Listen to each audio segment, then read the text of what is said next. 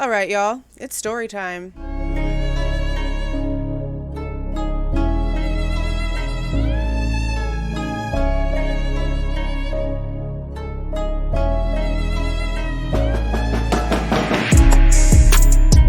Hey guys, this is Jules with True Crime Reactions. Now you guys know that when it came to all of this Linda Lane footage that got released, I went over one of the segments, and then I had issues with the 12:44 a.m. one that was released with the sunroof car.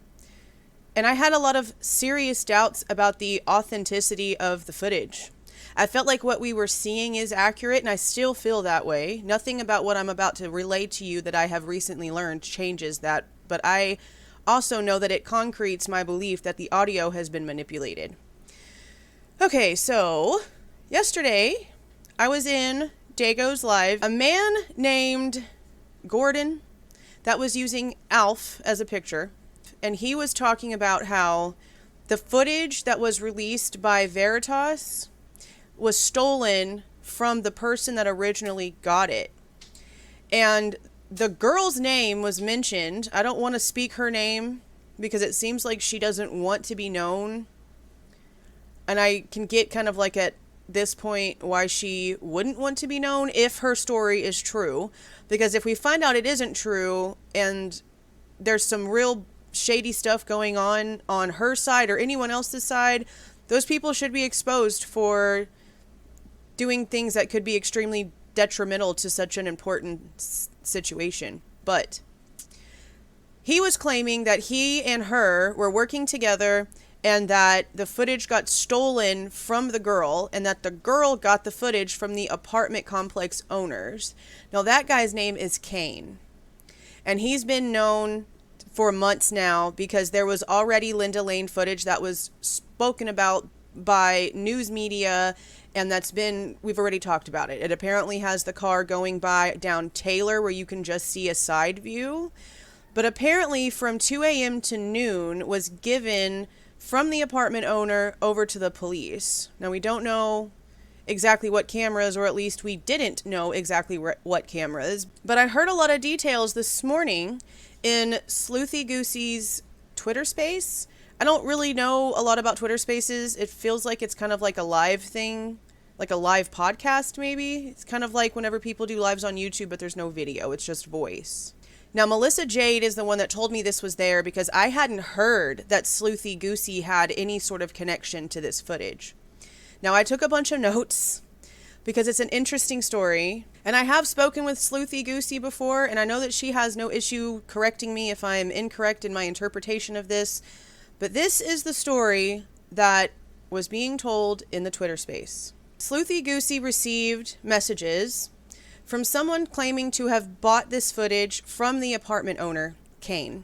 And this person apparently goes by a very well-known but yet anonymous identity because this person goes and pays for tips when it comes to stuff like this. It's not too shocking that there's some anonymous person out there working in the dirty streets to try to get information that can solve something, okay?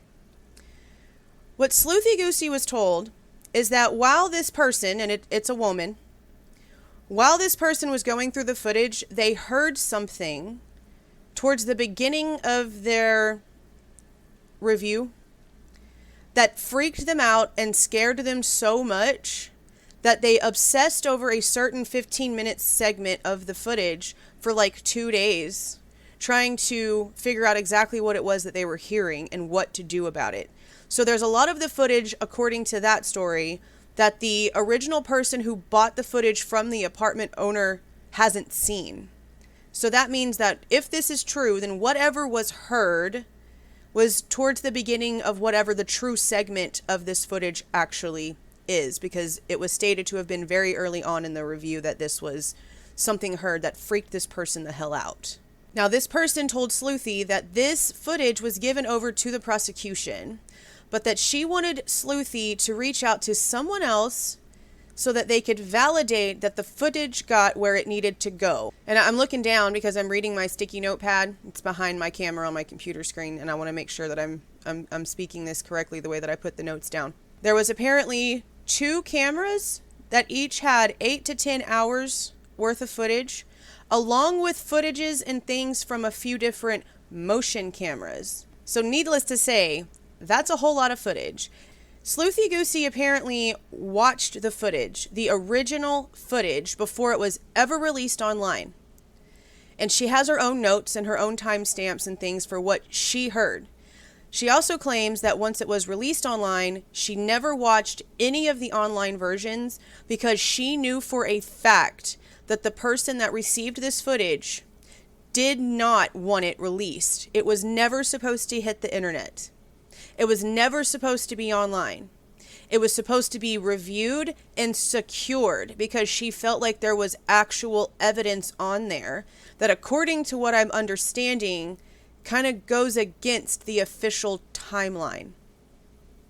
Now, the part of this story that really interested me is the fact that Sleuthy then states that she reached out to someone who was going to, I guess, get the footage where it needed to go, but that person actually never ended up physically being a part of any sort of transactions of the footage because she received a call from the original girl who paid for the footage stating that the footage was now with the Consalvases. Yeah. So that gave me a lot of thoughts. Because it wasn't until after this was told to Sleuthy that this footage showed up online. And Sleuthy makes it seem as if the girl didn't hand it directly to Kaylee's family, but would have given it to someone who had contact with that family in order for it to be given to the family by this third-party person. And now this girl is freaking the hell out and having panic attacks and literally like freaking out for real because this stuff is now online. Now, this is an insane detail.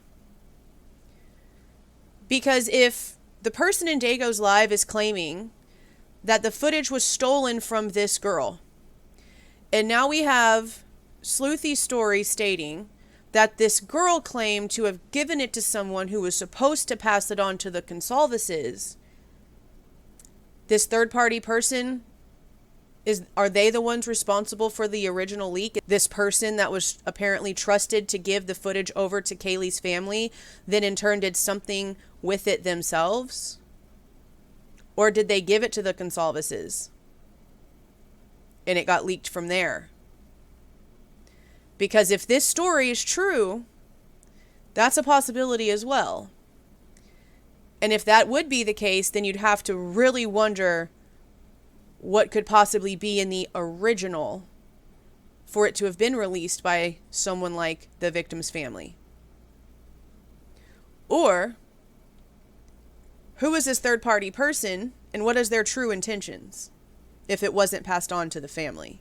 But this is my whole point with all of this. This literally sounds like we are sitting around a high school lunch table talking shit about the drama that happened in class that morning. That's why I had so much issues with the footage, because it was already causing so much crazy. So many people were seeing so many things that would have been literally, physically, scientifically impossible for them to have been seeing in this footage. And then so many things just gave me the wrong vibe. But it is interesting if the basis of this, because this is what we try to do here, we get to the basis, the basics, the basis, the base. If this girl really did buy the footage and she went to review it because she was trying to piece things together herself, and in her review, early on in her review, because it was 2 days after she purchased it, apparently, that she reached out to Sleuthy. If early on in that review, she heard something in a certain segment of time that went against the original timeline that scared her so completely that she obsessed over it for days, the entire time, before reaching out to Sleuthy, it's really questionable as to what that could have been if that's true. So I don't know. Hearing this morning, I know it was posted a few days ago on Sleuthy's Twitter, but hearing it this morning, it's just a lot of details and a lot of new thoughts. But I want to know what you guys think. Is there any relevance to the story that's being told about the origin of this footage? You can't trust everything you hear. You can't trust everything you see. I don't know. See y'all.